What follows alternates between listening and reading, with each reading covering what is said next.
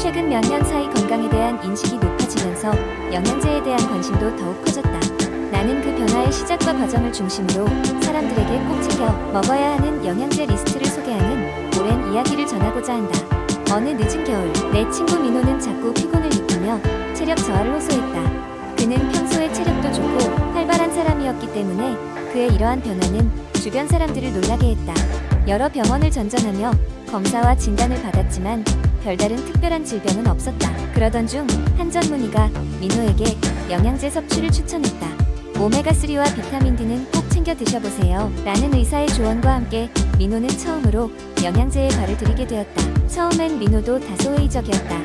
평소에 꾸준히 운동을 하고 건강한 식단을 유지한다 생각했던 그에게 영양제를 추가로 섭취하라는 말은 이상하게 들렸기 때문이다. 하지만 한번 해보자는 마음으로 시작한 영양제 복용은 곧 놀라운 결과를 가져왔다.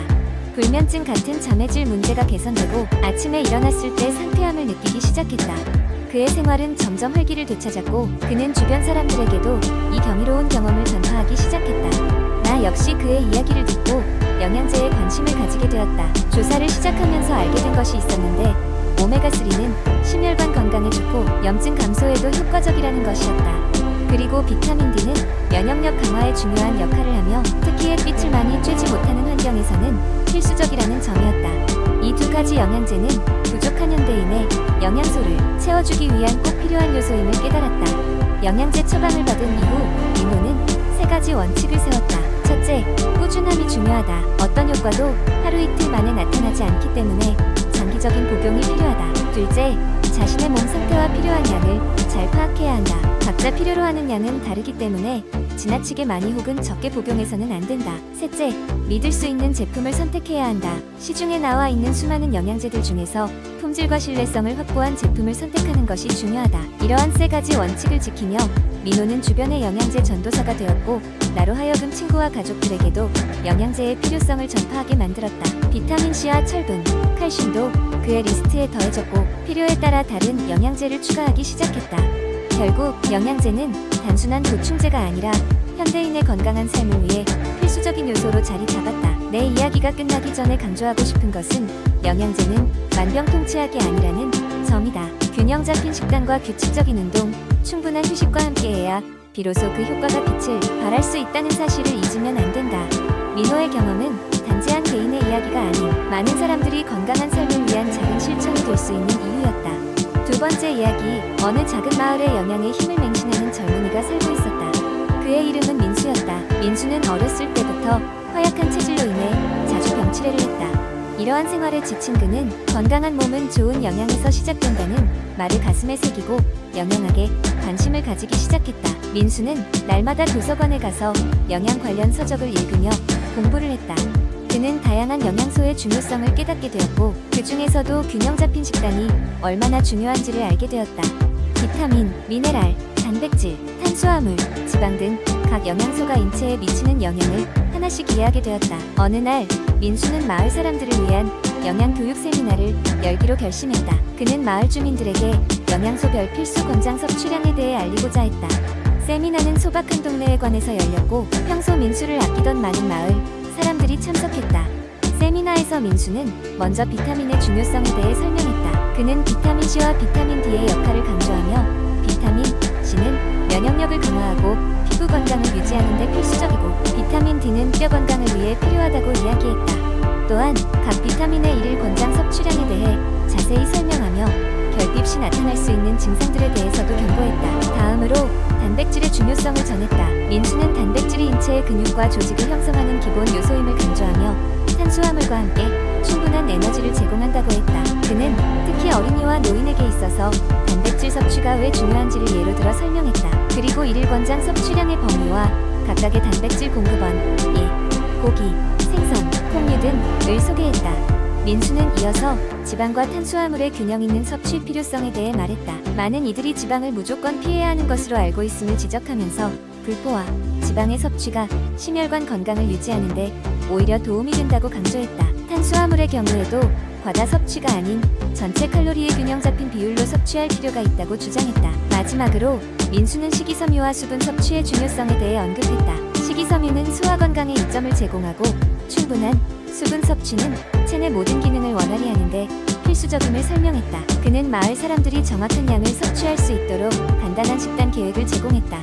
세미나가 끝난 후 많은 마을 사람들이 민수에게 감사의 뜻을 표했다. 그와의 대화 속에서 많은 사람들이 이 세미나를 통해 처음으로 무엇이 균형 잡힌 식단을 이루는지를 제대로 이해하게 됐다고 말했다. 이 세미나 이후 민수는 자신이 꿈꾸던 영양 전문가가 되기로 마음먹었고 보다 넓은 지역 사회를 위해 건강한 식습관과 균형 잡힌 식단의 중요성을 전파하는데 평생을 바치기로 결심하게 되었다. 그의 노력을 통해 더 많은 사람들이 자신의 건강을 향상시키는 데 큰 도움을 받을 수 있었다. 이 모든 것이 균형 잡힌 식단과 가경양소의 필수 권장 섭취량이라는 단순한 진리를 전달하는 것으로부터 시작된 것이었다. 세 번째 이야기, 영양이 풍부한 식단은 현대인의 건강 유지에 있어서 필수적입니다. 하지만 현대 사회에서는 바쁜 생활로 인해 균형 잡힌 식사를 하기가 쉽지 않습니다. 그렇기에 많은 사람들은 영양제를 통해 비타민과 미네랄을 보충합니다. 이 이야기는 영양제에 의존해왔던 한 남자가 자신의 몸에 진정으로 필요한 영양소를 찾아 조화로운 균형을 이루기까지의 여정을 다루고 있습니다. 주인공 진수는 어느 날 아침 무기력함과 두통으로 인해 일어나기 힘들었습니다. 바쁜 일상 속에서 패스트푸드를 자주 먹던 진수는 결국 건강에 적신호가 켜지게 되었습니다. 그는 병원을 방문했고 의사는 그에게 충분한 비타민과 미네랄이 부족하다고 경고했습니다. 진수는 그제서야 자신의 식습관을 돌아보게 되었고 영양소 섭취의 중요성을 깨닫게 됩니다. 진수는 본격적으로 영양제 쇼핑에 나섰습니다. 하지만 마주한 것은 다양한 비타민과 미네랄 제품들이었습니다. 도대체 어떤 것을 얼마나 섭취해야 하는지를 고민하면서 그는 전문 영양사인 선영을 만나 조언을 구하기로 했습니다. 선영은 진수의 식단과 생활 습관을 분석한 후 그의 몸에 부족한 영양소를 찾아주기로 했습니다. 진수는 그동안 종합 비타민 하나로 모든 것을 해결하려 했지만 선영은 그에게 각각의 비타민과 미네랄이 인체에서 서로 다른 역할을 하며 개인마다 필요한 양도 다르다는 사실을 설명해 주었습니다. 예를 들어 진수는 자주 피로를 느꼈는데 이는 철분과 비타민 B12의 부족 때문이었다는 것입니다. 또한 스트레스로 인한 면역력 저하에 시달리던 그는 비타민 C와 아연을 더 섭취해야 했습니다. 선영은 비타민과 미네랄이 과잉되면 오히려 독이 될 수 있음을 경고하며 적절한 섭취량을 강조했습니다. 진수는 더 이상 건강을 소홀히 하지 않기로 결심했습니다. 그는 적절한 양의 비타민과 미네랄을 섭취할 수 있도록 식단을 조정했습니다. 신선한 채소와 과일, 통곡물, 그리고 적절한 육류를 골고루 섭취하면서 영양제를 보충제로만 활용했습니다.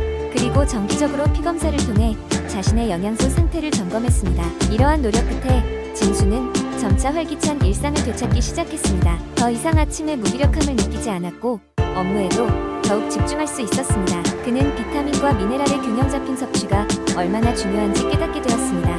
진수는 그의 경험을 주변 사람들과도 공유하기로 했습니다. 친구들도 그와 비슷한 문제를 겪고 있었고 진수는 그들에게도 전문가의 조언을 받아보라고 추천했습니다. 그는 함께 건강한 삶을 추구하며 적절한 영양 섭취에 대한 의견을 나누는 것이 이제는 습관이 되었습니다. 결국 진수는 비타민과 미네랄의 조화로운 섭취가 단순한 건강을 넘어서 삶의 질 자체를 높일 수 있음을 깨달으며 오늘도 그러한 생활을 지속해 나가고 있습니다. 이런 이야기를 통해 우리는 비타민과 미네랄의 섭취가 얼마나 중요한지를 다시 한번 생각해 볼 수 있습니다. 네 번째 이야기, 2022년 어느 봄날 코로나 팬데믹의 여파로 많은 사람이 집에서 시간을 보내야 하는 상황에 봉착했다. 직장이 재택근무로 전환되고 야외 활동이 제한되면서 사람들은 새로운 취미를 찾기 시작했다. 나 또한 그중 한 명으로 그동안의 운동 부족과 운동장 폐쇄로 인해 집에서 할 수 있는 운동 방법을 탐색하게 되었다. 처음에는 무작정 유튜브에 홈트라는 검색어를 입력했다. 생각보다 많은 영상들이 있었다. 유명한 트레이너들부터 이제 막 시작한 채널까지 다양한 사람들이 자신만의 운동법을 소개하고 있었다. 하지만 초보자인 나에게는 어느 것이 적합한지 판단하기 어려웠다. 그렇기에 나는 초보자용 프로그램을 찾기로 마음먹었다. 운동을 시작하기 전 가장 먼저 고민해야 했던 것은 어떤 목표를 세울 것인가였다. 여러 가지 목표 중 바디라인을 가꾸는 것이 가장 시급하다는 결론에 이르렀다. 그래서 주로 코어 강화에 좋은 운동들을 중점적으로 고려하게 됐다. 우선 매일 스트레칭으로 하루를 시작하기로 했다. 아침에 일어나면 10분 정도 가볍게 몸을 푸는데 이 잠깐의 스트레칭만으로도 하루를 상쾌하게 시작할 수 있었다. 다음으로 플랭크라는 운동을 매일 1분씩 진행했다. 처음에는 허리와 팔이 아파서 힘들었으나 계속하다 보니 적응됐고 플랭크를 하면 할수록 수명이 늘어나는 느낌이었다. 한 주가 지나자 슬슬 변화가 느껴지기 시작했다. 우리의 몸은 꾸준한 노력에 비라는 무언의 약속을 지키고 있었다. 상체가 점점 탄탄해졌고 배에 힘이 들어가면서 웬만한 일을 하고 나서도 쉽게 피로해지지 않았다. 두 번째 주에는 스쿼트와 런지와 같은 맨몸 하체 운동을 추가했다. 집에서 가지고 있는 작은 덤벨을 활용해 무게를 더했다. 스쿼트는 처음엔 홀쭉한 벽을 보고하는 것이 좋다. 왼쪽 무릎이 아플 정도로 제대로 구부리지 못했지만 꾸준히 했더니 점차 자세가 개선되고 마침내 자신감을 얻기도 했다. 세 번째 주가 시작되고 변화를 느끼며 점점 의욕이 샘솟았다. 그래서 버피 테스트라는 조금 더 강도 높은 전신 운동을 추가하기로 했다. 5개만 해도 숨이 턱까지 차오르고 발목과 팔꿈치, 무릎이 모두 비명을 질렀다. 하지만 버피의 장점은 간결하게 전신을 몰아붙이는 데에 더할 나위 없다는 것이다. 마지막 4번째 주에는 처음에 운동 효과를 최대한 볼 수 있도록 고강도의 인터벌 트레이닝을 병행했다. 운동의 강도와 시간 조절을 통해 기초 대사량을 높이는 데 중점을 두었다. 한 달간의 트레이닝 후에는 단순히 바디라인의 변화뿐만 아니라 전반적인 체력도 향상되었다는 것을 느꼈다. 무엇보다도 누워서 아무것도 하지 않았다는 데에서 오는 성취감은 이루 말할 수 없이 컸다. 이렇게 어느새 혼자서도 꾸준히 할 수 있는 홈트 프로그램을 완성하게 되었다. 이런 프로그램은 아주 강력한 테크닉이나 장비가 필요한 것도 아니다. 단지 의지와 꾸준함만 있다면 누구나 집에서 할 수 있다. 초보자들도 시작하기에 부담 없고 성취감을 주는 이 운동들은 우리 삶에서 건강한 습관으로 자리 잡을 수 있을 것이다. 결국 이 운동들을 꾸준히 실천하면서 나는 더욱 건강하고 자신 있는 나 자신을 발견하게 되었고, 이는 단순히 육체의 변화에 그치지 않고 삶의 전반적인 질을 높여주는 원동력이 되었다.